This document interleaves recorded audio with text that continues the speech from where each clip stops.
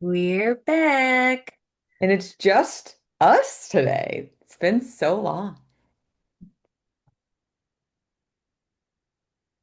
It has. I feel like we've had a lot of really great guests as of recent, but there's definitely been some people along the way that, you know, they gave us different perspectives and different ideas. And I think it's all useful because you never know what listener it's really going to connect with. But kind of what we were talking about before we hit the good old record button was having the same like integrity with like what our voices carry and what we believe in and just finding that alignment, Yeah. right? Yeah. Yeah. There were a few, I think there were a few episodes where some of the things that were said aren't necessarily in alignment with what I believe. But it's interesting. I feel like we've had a lot of people who've talked about the power of healing yourself. Mm, That isn't something that I disagree with, that people have the power to heal themselves. But it's also something that I feel like needs to be handled with caution because yeah. I personally think that healing yourself with professionals is probably the best option. Yeah. Um, Again, not saying that it can't happen solo, just that would be my advice. I'm trying to think about it. From my personal experience, I definitely wouldn't have been able to heal solo. I needed a trusted space to kind of help me understand psychology and like different things about like the human being that I like didn't understand were like human being components. Like, and that sounds so silly. Like, of course, certain things are human being, like breathing, we know is a human thing that we don't have to think about. But there's so many things that go on in our brain that we don't understand. Like, it's not in the know, so to speak, that I feel like should be. So, is it possible to heal on your own? I'm sure. Like, you can never say never. But I think in terms of like really having your own back, it's safer to do with a professional who can help hold space and help you learn to process a lot of the stuff that comes up in a healthy way, because that is a big aspect of healing is a lot of things come up that you don't know how to deal with. Yeah, I mean, I wasn't even necessarily just referring to mental health healing. Um, I mean, I certainly believe that for mental health as well. I mean, I'm biased as a therapist, so there's that. Uh, Mm. but even if you don't want to go the route of therapy, let's just say you want to use meditation as a healing method, then I would say do it with the pros. Go visit the experts and do the Mhm. retreats and go all in kind of thing. Yeah. Yeah, if you're gonna do it, you can't really half-ass it. Yeah, and I think you're right that I don't think that we heal by ourselves. I don't think that we exist in a vacuum, and I don't think we survive without other people. So I don't think there's anything wrong with that. I know a lot of people prefer to do all the work themselves, and that's respectable, but it's also, I would think, limited. Yeah. It's also kind of like a trauma response in and of itself. Like I have to do, if you want it done right, do it yourself is like literally a trauma response of no, you could never count on anyone. So you learn to be hyper independent. So like, and I say that as someone who maybe was hyper independent at some point in her life. Who knows? Um, but I think that I guess I'd be curious to ask people who feel like they need to do it alone or like it's better if that's protecting something or like why are you afraid to do it with someone else? Are you afraid to do it with someone else? Like, is it a financial thing? Is it a time thing? Is it a vulnerability thing? Because I feel like that's typically what it is it's a vulnerability thing and people aren't used to other people being able to hold space for them, be that professionals or not. Um, so it creates this, well, I'll just do it on my time, all with my money and like not have to prescribe it, but I guess that makes me think like it's kind of the half-ass approach. you know? Yeah. But everyone's so diverse and unique. It's so hard to like really take a stance on that, in my opinion, because there's going to be an anomaly. I would just say, like, statistically By and and probably large. right. By and large, it's regardless of the type of healing you're doing, why do you feel the need to do it alone would be my question. Yeah. And I think people need to ask themselves that to understand where they're coming from too. Yes, for sure. What I was referring to was some of the people who were talking about physical healing as well. Oh, yes. And I, as a former wellness spa owner, am all about wellness and herbs and alternative medicine, I guess you could call it, or holistic medicine, whichever terms you choose. Um, but I also still believe that Western medicine does a lot for us, and I wouldn't toss it completely out of the window in any case, even mental health. Yes. Yeah. I mean, I think we've referenced on here how we went and saw Gabor Mate. Yes. And I like how he talks about this line between Western and Eastern kind of being more holistic versus Western. Um, and I'm paraphrasing, but one of the things that he says in this book or at the retreat was you don't want pills to be the first solution. Like you want to ask them like what's gone on, like you want to understand the being that's in front of you before you just give them a pill per se.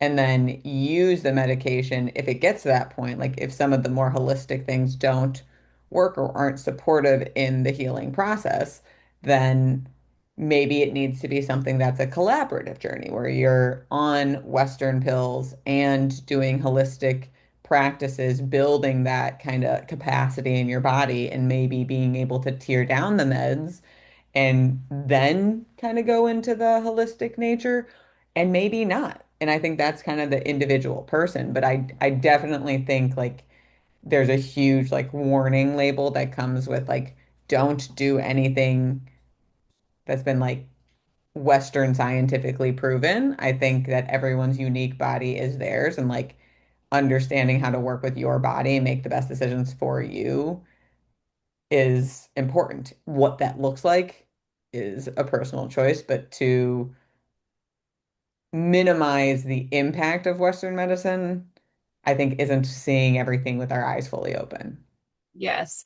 I'll just share a little bit of my personal experience, and that is, my dad had cancer 3 times, and the second time he had cancer, I was in high school, and he decided to go the holistic route. And so he went sugar-free, salt-free, meat-free.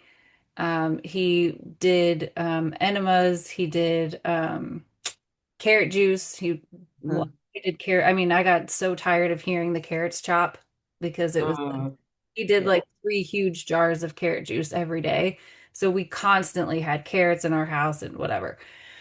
And it was a that was a whole experience. That was the first time that I really learned about nutrition and cancer, and my household changed completely. But at the end of his 2 years of doing this diet, nothing changed about his tumor, Mm. except that it got larger. And he did end up having to have surgery, and then he felt like he failed in some way because he had to have surgery. Yeah. You know, Looking back, I certainly wish that he had done the surgery sooner so that his tumor didn't get bigger. And when he did do the surgery, they told him that his um, bones were very healthy and strong, and he attributed that to his diet that he did, which I don't doubt was true. So I wish that he just would have done both kind of initially, Yeah. instead of waiting. Um, then when I started to experience private practice for the first time, I had a mentor, Pilar, and she ended up getting pancreatic cancer. And because she knew a lot of people in the mental health community, a lot of the spiritual, more leaning people were saying things to her like, well, what from your childhood have you not resolved? And what did you do that would have contributed to this? Or what are you still carrying or holding on to? And she was very upset about that. Like, hey, sometimes cancers just happen, and adding all these judgments to me, I don't think is really fair. And like, she didn't have to, but she chose to join a cancer support group. And she and I got closer during that time too, because having my background with cancer, I had no judgments like that towards her. Sure. Yeah. So, but it made me sad for her that that was her experience and that that was the kind of thing that people were saying to her. And I just want to be clear with our audience that that is not something that I would ever say to someone, nor is it a Right. place that nor is it a belief that I hold. Yes. I I mean, I could go into a whole spiel on judgment here, but I'm gonna lasso that baddie in. Um, it's very heartbreaking to hear that like that's someone's diagnosed with cancer, and I'm sure these spiritual liaisons were trying to be supportive, but it also sounds like they were projecting like, and if you're not sensitive to it, it just sounds like, what did you do? What are you not doing? It's like, thank you for blaming me for my own cancer. Like, that's exactly what I need right now in terms of support. So I don't love that at all. Um, I think the human body is extremely complex. I think that there are energy wounds that can create a lot more like autoimmune diseases. I'm not as like well versed in some of the trauma aspects and how that can be stored in the body associated with cancer.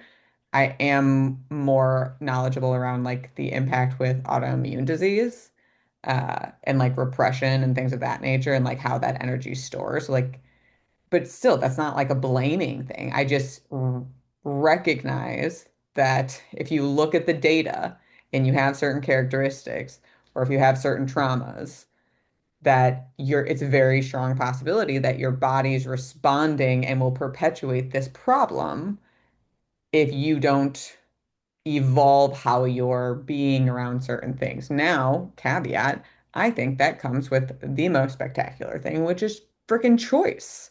You don't have to do that. And I think that's the part that people forget, I guess. I don't know. But like, okay, if you tell me that I have an autoimmune disease because I've been repressing my anger for decades, and I have a choice of like learning what the hell that means and how to like let go of that or going on some pill for the rest of my life. Maybe in the beginning I do both. Maybe in the beginning I just do the pill and then I start to get frustrated with the pill. So I'm like, fine, I'll look at this repression shit. And then I'll go into that, right? But like, does our emotional well-being and the traumas we've experienced impact our body's ability to catch disease? I mean, the data says yes to a certain degree. Is it your fault? No, no. Like, fuck no. It's not your fault that you experienced trauma. It's not your fault that your body did what it needed to do to survive. It might be your responsibility, but it's not your fault. And you get all the freedom in the world to choose whether you want to tackle that or not. And I think that's really like what's important is everyone's going to project their own opinion on you based on what they think is right, but only you can really know what's right for you in your being. And that's a hard line to navigate, especially when you're scared and you just found out that you might have cancer or some type of condition, you know? So after Gabor Mate, I started reading that book he recommended, Cured. Yeah. And the first example in the book is a lady who recovered from pancreatic cancer. But he notes in the book that that is not the majority. That is not Right. the majority's experience. So although it may be possible, we also still aren't going to escape death. So death will still come for us at some point in some way. And we may have some control and choice over what it is or how it goes. But we can't save everyone. No. And that's not the point of life either. Yeah. Like I get it. It's kind of like morbid to be like, we are going to die someday. So like, figure out how you want to die. Hell, you and I just had that conversation. I think I said I wanted to go out skydiving. How'd you want to go out? Heroin, That's right. Yeah. So fentanyl, there, something like that. of course, of course. Some of my clients already know that's my plan. That's if Seb doesn't catch you first with his gun. Um, inside joke. Anyhow, uh, yes, I think I do really appreciate how Gabor goes about talking about the whole topic of disease in general, because in his book, The Myth of Normal, he reiterates a lot of similar things about, you know, our emotional well-being, our stress systems, adaptability, food in the world, things of that nature, and how our body can digest it in a way that can create disease. But it's like that's the whole problem. It's not one thing. Like even if you had trauma and then you were perfectly healthy your whole life, like you ate perfect, you healed everything, you could still freaking get it. Like it doesn't, it's not one thing. It makes me think of COVID a little bit when people are like, oh, I got it from this person because Oh, everyone wants yeah. something to blame Yes. because and that makes me think of blaming, which, who said it? Probably Brene, but I don't freaking know. That like blame is what we do when we want to discharge uncomfortable emotions. Mm.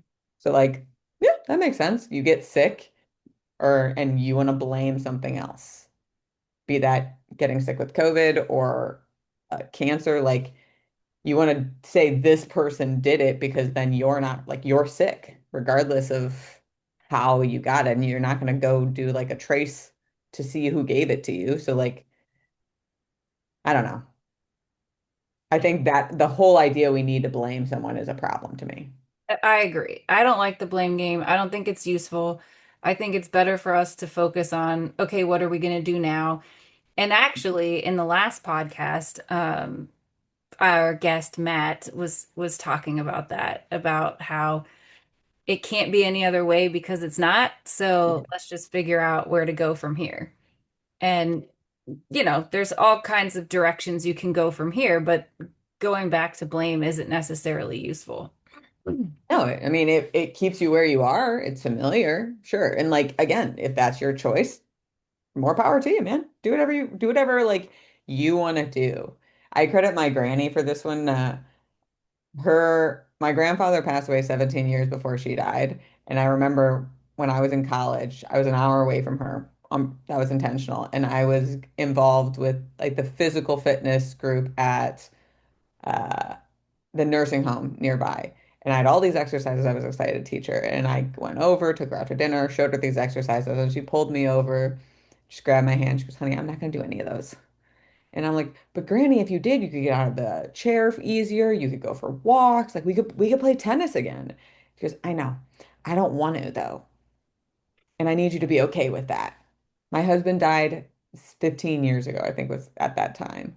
And I'm good with how I'm living my life. Can you love me with how I'm choosing to live my life? And I was like, uh. She's like, I know, but can you? And I was like, yeah. And I like had to kind of like eat it, right? But she taught me a really valuable lesson of like every individual has the freedom to choose how they want to live their life, how they want to suffer, how independent they want to be, how healthy or unhealthy. And like that is freedom, right? If you want to judge people, like I think it says more about the person doing the judging than the actual person who's experiencing the judgment. But you and I both know I have a whole thing with judgment. So let's not open that can of worms again, bearing the lead.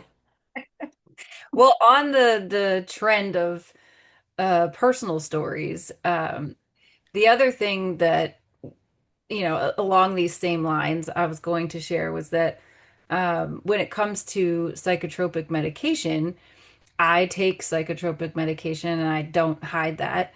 And Mhm. um, I believe that it works better for me than anything else that I've tried. And I have tried all kinds of things. I've done microdosing mushrooms. I've done a macro dose of mushrooms. I've done um, herbs and like mood enhancers like ashwagandha and L-theanine and saffron and God, I don't even know what else. Oh, the regular mushrooms like chaga and lion's Yeah. mane, things like that.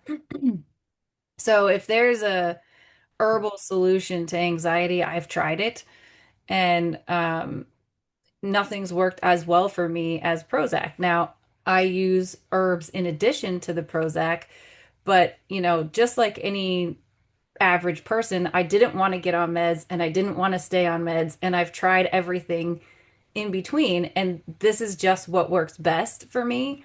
Mm.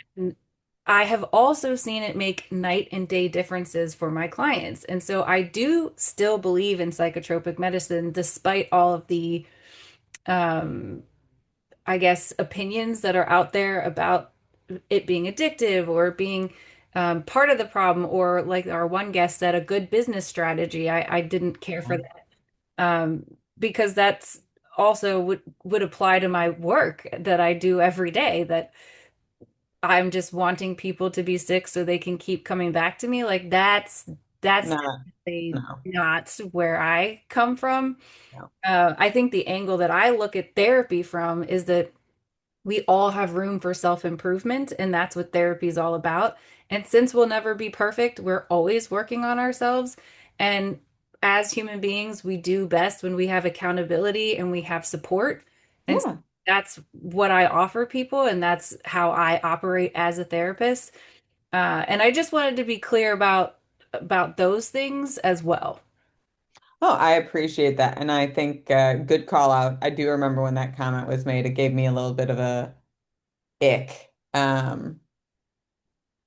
Because I feel like some practitioners can get into like the all or nothing thinking, like this worked for me, so this will work for everyone, or like therapy didn't work for me, so it won't work for everyone. And I mean, I've been in and out of therapy my whole life. I've worked with coaches, I've not worked with coaches, I've worked with coaches. I've been to psychiatrists, psychologist, social, I mean, you name the whole brain family and I've been to them, right? Because to your point, like having a space with someone to help you evolve is a personal choice. And it's just such dogmatic thinking of like this worked for me. If it doesn't work for everyone, then like the practitioner is doing something wrong. Again, blame.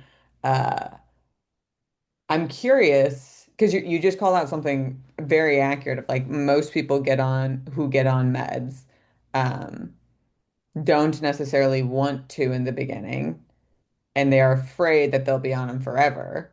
Yeah. And some people are, and some people aren't.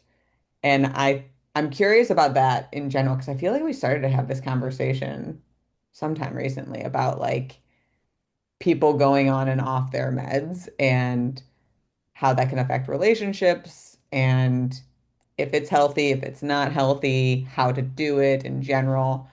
Have you had any experience with people going off their meds and being okay?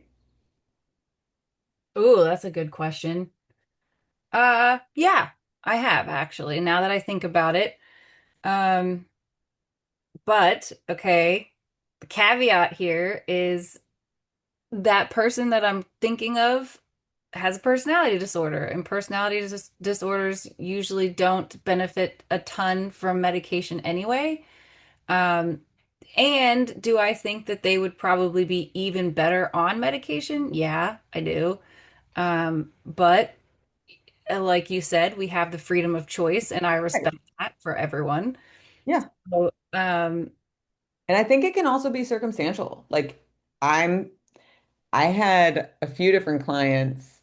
So one changed a job, and when her job changed, she didn't just go to like a lateral job. She had like kind of like a career change. And after 6 months at the new career, she was able to go off her anti-anxiety meds. And she was like, she said she remembered herself again. oh. And it was, yeah, that was how I felt when she said it. I was like, that's so warm. And like, she didn't realize how much toxicity was eating at her in the job she was in. I had another client who moved to a different state, who moved like away from her narcissistic mother and with that space. And like, I think 2 years later, she was able to get off her. So like, I've seen kind of life changes that have adjusted people's environments that have been, because I don't deal with like prescribing, obviously. Um, So a lot of my clients don't necessarily talk to me about their meds. I know who's on them, but if that's what's helpful for you, that's not my place to judge. We work with what where you're at. And I've also experienced people who have gone off their meds who aren't ready to go off their meds, and they have no capacity to build. We have to just try and like maintain, find balance because they feel so imbalanced that like stability is a little, it doesn't feel safe. So we have to kind of focus on that. So like I've seen both sides of it, but I do think that it's not a all or nothing. And to the point of like freedom, like I'm on Adderall because I have ADHD, and my psychiatrists have told me that I need more than what I take, and I don't want more. Like I know I've been on more when I was younger, and how it affects my jaw, how it affects my sleep, like the side effects of it gave me headaches. It was horrible. I didn't like it. And this is like hey brain, you there? Enough to like get me online, and I'm okay with it. I am. Doesn't Am I like fully functioning as my brain's supposed to? According to my psychiatrist, not. But listen, me and my brain are cool. Like we're good with where we're at. So like freedom, right? Right. Which I Yeah. respect. I know dang near every episode, I'm also mentioning that I'm obsessed with psychedelics, and I also wanted to be clear about that. Um, I, Well, can I just say that we like to have fun? And yeah, like that's something that you and I just enjoy joking with each other about because to your point, like you started a lot of your career in the addiction facility. So like it makes so much sense to me. And I do want to say as the co-host, you'll get sorry to interrupt you, but I like to have fun with Alicia and like enjoy our friendship and we play with that. But for the listeners, I do think having a caveat that like it's part of the like formation of where your career started, but that's not necessarily like everything and all you stand for. We just like to have fun with it. yeah. No, I love to make a good drug joke because that was just like the norm in the rehab setting. Um, Why not? and Jokes are fun. my clients who have been to rehab have really appreciated it. Yeah. But as far as psychedelics are concerned, I think I got most. Well, I became interested when there was more research coming out about psilocybin. And Mm, then when we went to see Bessel van der Kolk, and he was talking about MDMA and how great it was doing for veterans and their PTSD, I actually looked into his research, and he had these people high for like 8 hours and like mm, therapeutic work the whole time. And damn. that's a lot. That's a lot. And then a lot of my clients have had experiences with ketamine already doing like the IV treatments, and they've Mm, done them different places and had different results as far as like whether or not they have a therapist involved and how the integration part works yeah. afterward. So I think there's a lot of potential for those medicines, I guess you could call them, to be used Yeah. in the future. But the interesting part about it, and we've sort of touched on this in the past, is that what we're trying to do as a therapist and as a coach is rewire our brain. We have automatic responses that we're trying to override and create new responses instead. Mm, And our brain likes to do what's familiar. Our brain likes to do what it's used to. It likes to automate to make everything easier. So mhm. it's actually incredibly hard to change those habits and pathways and Right. There's um, a lot of work. default ways of thinking and being. So we can do it at a conscious level where, like in therapy, where we're talking about it and all of that. But that takes a lot of practice and a lot of work and a lot of time. And what they're saying the psychedelics do is that they open the neural pathways so that you can easily create new neural pathways. And then if you integrate properly, those stay in place. I am all about hitting the easy button if I can. Okay. Yes, yes. That's the part of that that appeals to me. Now, experts in EMDR and accelerated resolution therapy and rapid resolution therapy and all the other names of this same type of therapy would tell you that that's doing the same thing just at an unconscious level, at a like a hypnosis level. And that's cool. It still takes longer than the psychedelics because the psychedelics they say is 3 treatments, 3 to 6, Right. I think. And then um, EMDR and whatnot, those all have protocols that take a little longer. But what our last guest mentioned was a silent dark retreat that apparently can also do something similar. So that was news to me. That was interesting to me. I enjoyed learning about that. Yeah. You know, it makes me think of trauma. Like, I didn't understand trauma when I first got into coaching in general. Like, I thought of it how, most people think of it as like the horrific stuff, like war, abuse, etc.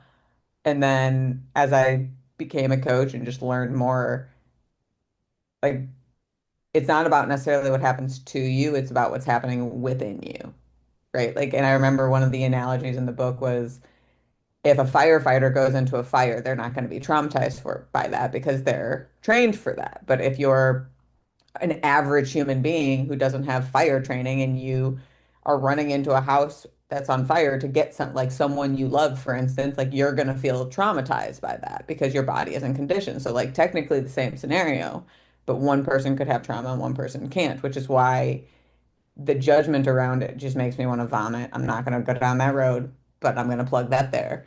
And it makes me think even more to like what we're talking about with like the dark retreat or hypnosis or EMDR or psilocybin or any of these things. I think they all have potential to help us improve the rewiring of our brain. I think it depends on the brain, it depends on the person, it depends on the trauma, right? Like if I've learned anything, our brain is so it's like the universe. Like it's so unknown in and of itself. And we know so much and we know so little all at the same time with how like expansive and mischievous it is.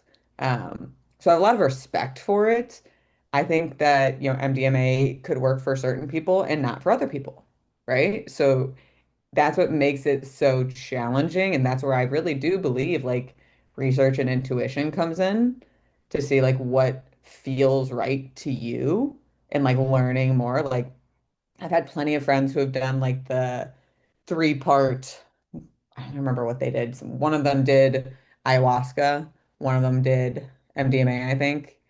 And both of them shared things that were very intriguing. And then I heard more about like the dark retreat or the silent retreat or the Buddhist retreat that I had mentioned. And I was like, ooh, like to me, that feels more appealing at first because I'm intrigued by our body's natural abilities to heal more so than like what's a quick fix. But I think you're also and correct me if I'm wrong, but I feel like you also look at it from like, could I use these things to help my clients too? Oh yeah. Whereas when I'm thinking of the dark retreat, I'm thinking of like, I know a lot of my clients aren't going to go silent for 5 days. Like that's like a personal curiosity, you know? Um, but I do think that it's not a one size fits all. I've seen amazing results from clients who have done MDMA, ayahuasca. I've seen amazing results from people who have done EMDR. I mean, I had one friend of mine whose daughter was attacked by a dog, and like she was a year and a half years old. The dog latched onto her face and used her as like a rag doll. And my friend went to 3 EMDR sessions, and now when she sees that play in her head, like she just sees the dog turn around and lick her daughter's face, like the dog did so many times. So like there's just so much unknown about it. I'm curious as the data continues to come in. I mean, science is just slow because the funding, once something kind of gets a little bit of traction, it takes just to get like legit scientific research, it takes years on, I think one of the persons said like 6 to 8 years before you can actually get it out. And by that point, society's kind of moving on. But I do think for veterans and people who have been exposed to like such large degrees of trauma like that, I think it's very curious and enlightening. I think we're barely scratching the surface of what human potential is for healing. in general. Oh, I agree. I think uh there's so much unconscious stuff that's going on within us all the time, things that we don't remember that affect us, things that we don't realize affect us. Like there's so much of that. And then the work of hypnosis and EMDR and all of those are working on the unconscious mind. And the unconscious mind, similar to what you were saying, has kind of a mind of its own. And luckily, I think it does have our best interest at heart and it does want us to heal from every that sounds weird now that I'm saying that out loud, but I think that that is true. And I think that we are all a lot more capable than we think we are. Oh, and the trauma on the body thing, I've been wanting to mention that we've known for a long time that trauma impacts the body and beyond autoimmune diseases. I mean, there's a lot of statistics on what trauma affects physiologically. And that started with the ACE, the adverse childhood experiences. And sadly, even though it's been around literally for decades, most medical professionals still aren't attending to it. So, like you were saying, that process of things being slow, it is crazy. I also think that there's some resistance for other reasons, maybe Sure. that, Yeah. I won't get into We'll any conspiracy just say theories. greed for greed. Yeah, we know a lot more than we're able to publish. We'll put it like that. So, but again, even with that, I like to relate everything back to diet Yeah. because, um, for example, when I worked in addiction, I would explain to people that most people have dieted at some point in their life, and most people have quit their diet. Yes. Thrown, that's one change that we're trying to make in life, and it is incredibly difficult to maintain that change. So, stopping an addiction is no different. Stopping a regular way of thinking, a default way of thinking is no different. All of it is the same. Any little change that we're trying to make is actually really hard for us because of the way that we're wired. Yes. I mean, unbelievably so, which is kind of why what we started with of like can you heal on your own or not? Like, um, one of the massive like breakthroughs I had in my own journey to the point like it was so impactful that I pointed out to all my clients when we get to a change component of like, you need to understand how your body's going to kind of fight back against you because you said that your brain wants you to heal. You're unconscious. I I think your unconscious brain is wants you separate to from be the safe. brain. Yes, I don't know if your unconscious wants you to heal. I think that depends on capacity. I know that your brain wants you to feel safe, and whatever that looks like in your known being is what your brain's going to do, at least from a no, even from an unconscious. We're gonna have that one more on outline, offline, because that's a whole sentence. Um, Anywho, but it made me think about something I was reading in the Buddhist book I'm reading right now about the default network, to your point, like rewiring your brain. It makes me think of going to the gym, right? So similar with like nutrition, like it's hard to get yourself to go to the gym, but more so like, okay, congratulations, you got yourself to go to the gym. Now you got to do it again and again and again and again and again and again and rinse and repeat that for the rest of your life, right? So like it's not change isn't one choice. It is millions of choices over and over and over and over and over again. And that's like one component of it. The other component of it is like we are working with the brain to try and rewire the brain. The brain's not going to like that. Right. So just how you can't just go to the gym once a week for most people and expect to get the results you want. Yeah. Especially if you're like eating shit on the weekend, let's say, which if we correlate that to mental health, scrolling on your device.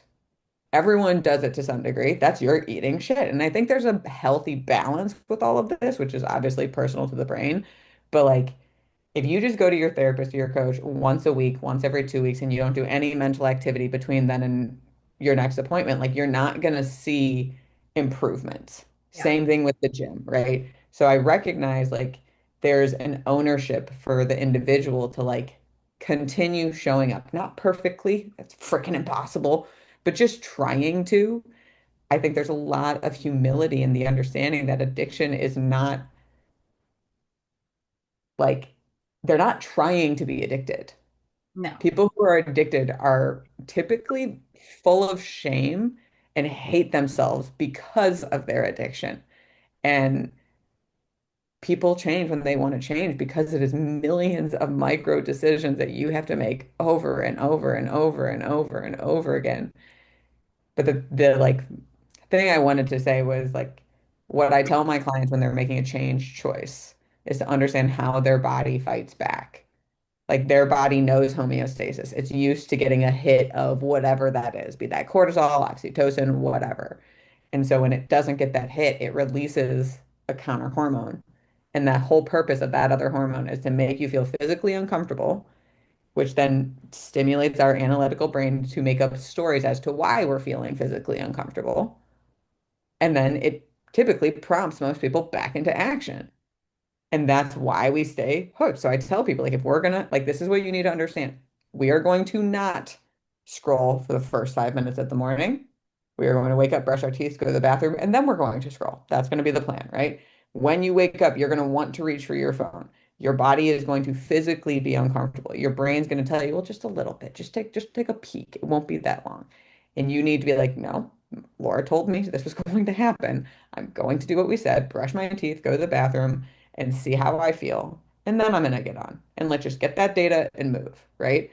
But it's the we typically interpret discomfort as we're going in the wrong direction, and that's not true.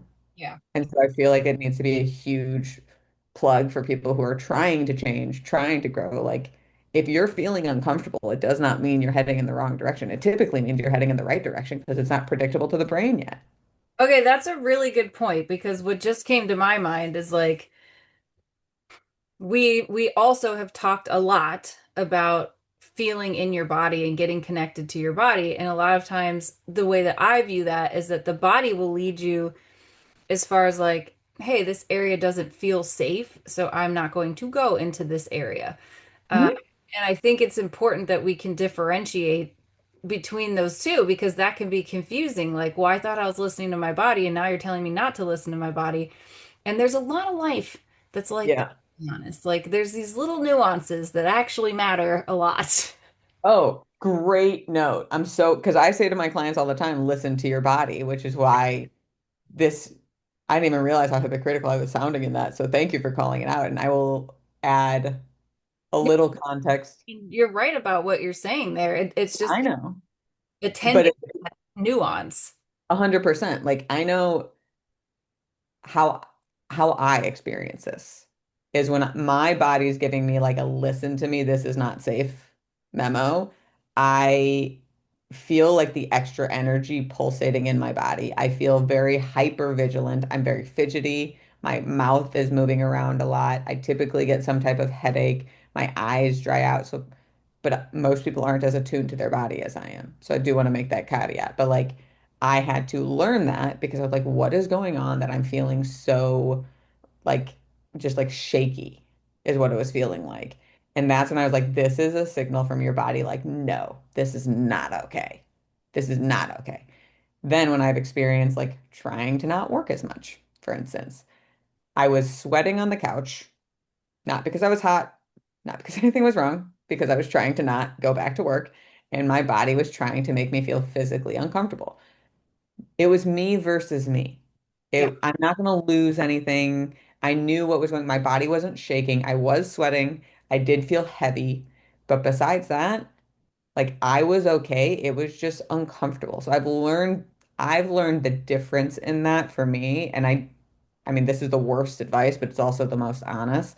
I feel like the only way you can really learn that stuff is by like treading carefully in like small moments to be like, oh, this is a warning signal I should listen to, and this isn't a warning signal I should listen to. Do you agree with that? Yes, absolutely. Yeah. Do you recognize the difference in your body between the safe discomfort and the I mean, non-safe? I do. And again, it's how much you pay attention to yourself and part of your relationship with yourself and learning to differentiate. Like I remember Dr. Dan Siegel saying, you have three brains. You have your actual brain, you have neurological pathways around your heart, and you have neurological pathways around your gut. So Yeah, when people say they have a gut instinct or they have a broken heart, like those are those, or they led with their heart, whatever, you know. yeah. So there's when he said that, that was when I started paying attention to, well, which is it that I'm hearing from right now? Am I hearing from my gut or is this my anxiety? And so I Mhm. had to differentiate what that was like for me. And there is a distinct feeling. Now, I don't know if I can describe it to people. Like, I don't know that I can tell people this is how it feels, you know, and like you said, I think it's like people have to learn that for themselves within their own body. Yeah, I agree. I think like, we started this as we wanted to clarify like what we stood for and what we don't. And I'm walking away with the message of like individuality. Yeah.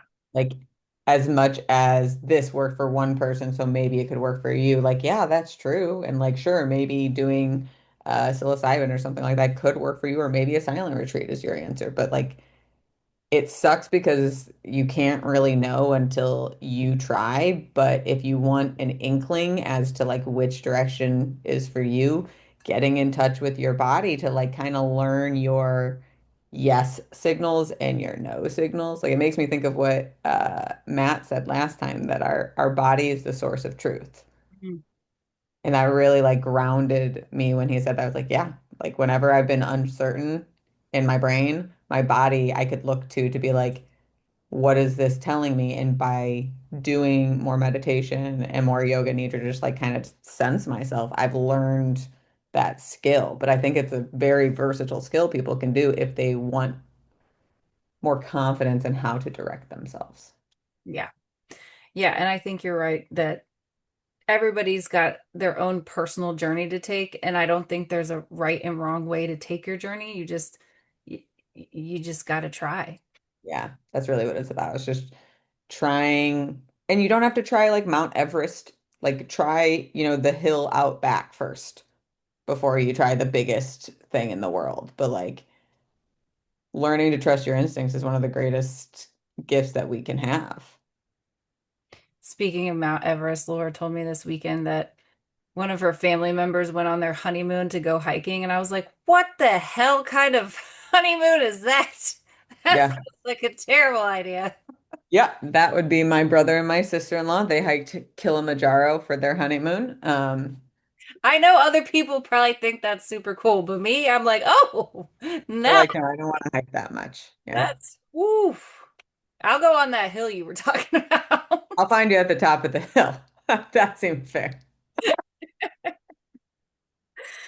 All right. Well, with that being said, uh, thank you for helping me clarify some of these things. I think it was weighing on me a little bit, and I wanted to make sure that people knew where we stand, and I think where we stand is largely non-judgmental and just encouraging people to continue to experiment There's my word. and get to know themselves. It's weird, right? Crazy. No, it's insane. Yeah. What are So you gonna do? good luck, everyone. We'll be here, rain or shine.